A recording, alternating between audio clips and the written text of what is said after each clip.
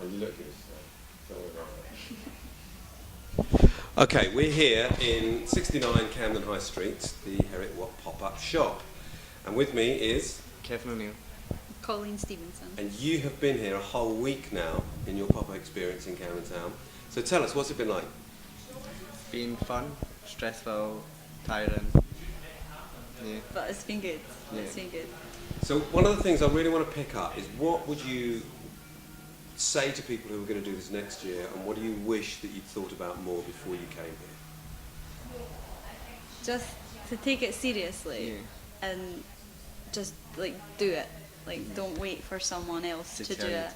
Or don't wait for someone to be at you. Have you done this? Have you done that? Just like it's your project. You've got to do it yourself. So say a bit more about what you mean about not taking it seriously. What do you think you didn't take seriously enough? I think just because it was an amazing opportunity, we didn't actually think it was going to happen. We thought it was going to fall through. We thought it was just one of those imaginary end goals.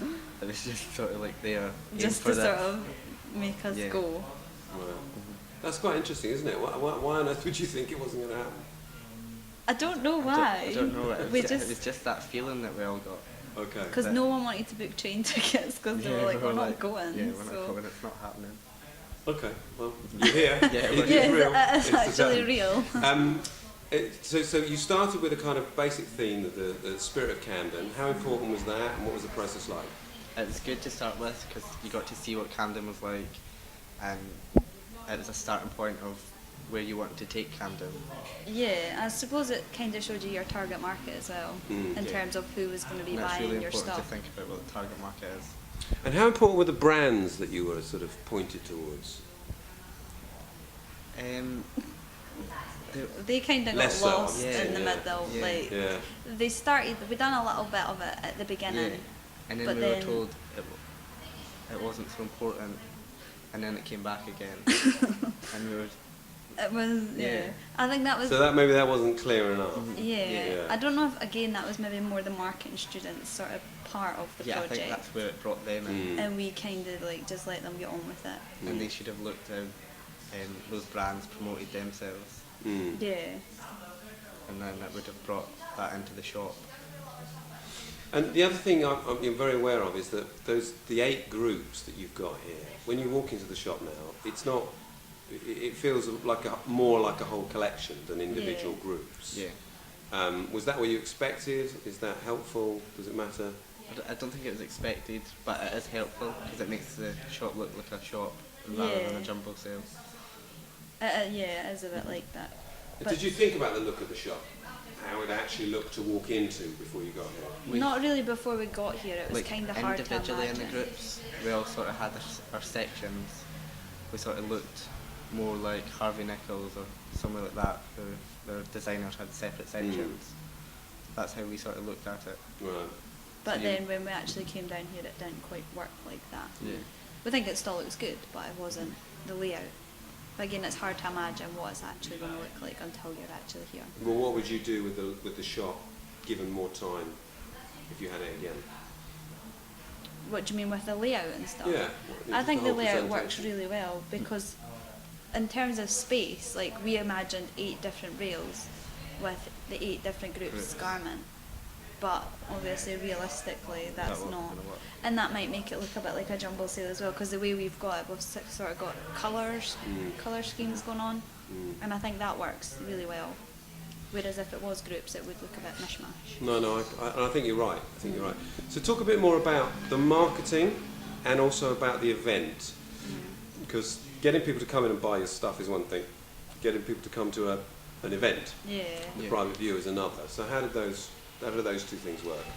It was hard to get people to come to the event because I was using Twitter and Facebook and email, and so it wasn't guaranteed. We were in Galashiels and we're not in London, so we can't physically do it here. It's harder because not a lot of students know people in London, so it was harder it's not like you can say to your friend, oh, can you maybe pass out flyers or something like that.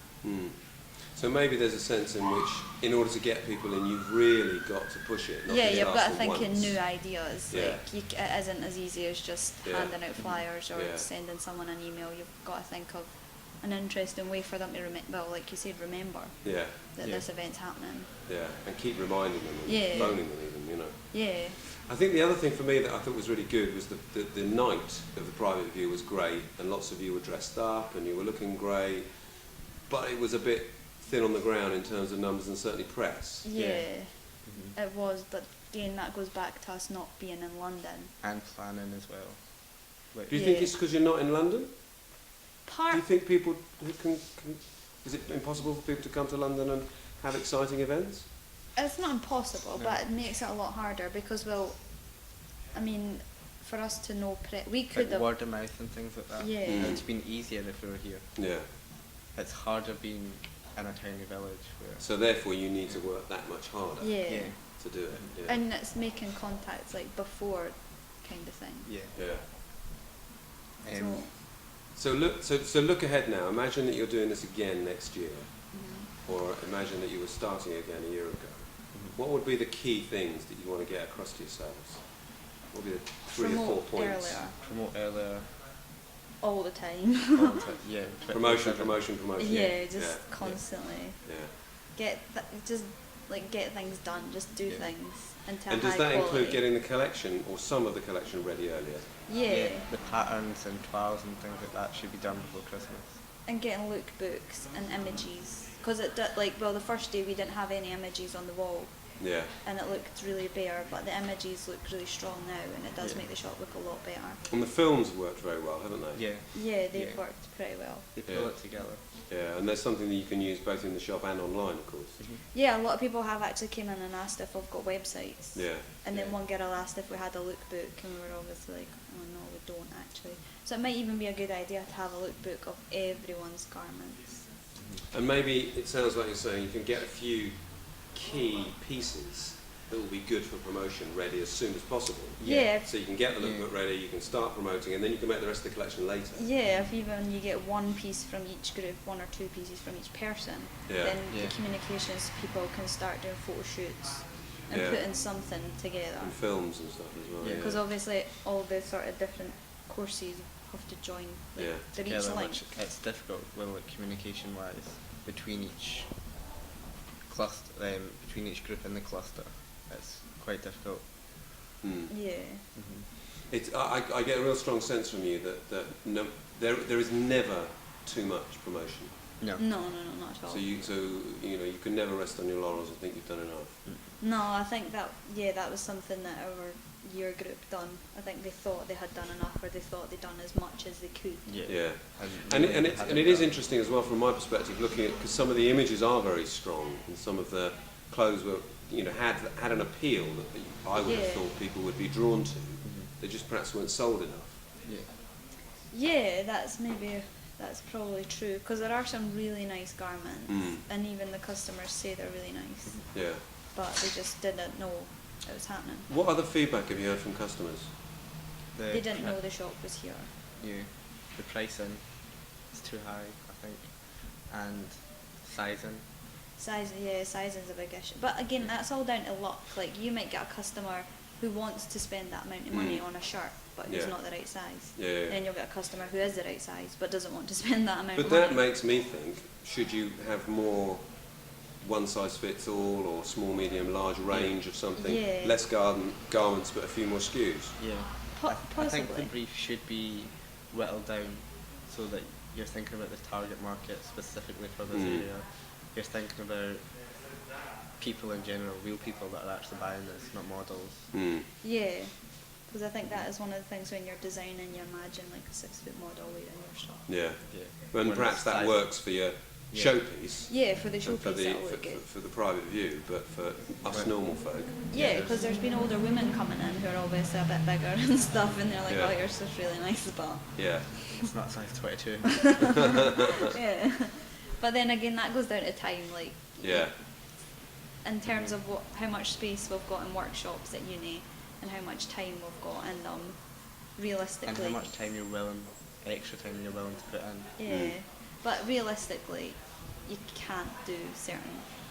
You can do a lot, but So if I were trying to summarise what you're saying, it's going to make the stuff you're selling more sellable to a Yeah. broader range of people, and do more promotion than you can ever imagine possible. Yeah. Yeah, just promotion. Yeah. Because by the time people realise that the shop's here, we'll be away. Yeah, that's a week. We're starting to get Yeah. a lot busier, but it's a week. And there's still people coming in going, oh, how long have you been here? Yeah. Because well, not everybody comes up and down Camden High Street every day. Yeah. So No, indeed. Okay, that's been really helpful. Thank you very much for your time. Have you enjoyed it? Yeah, yes. been great. Good. Okay, thank you.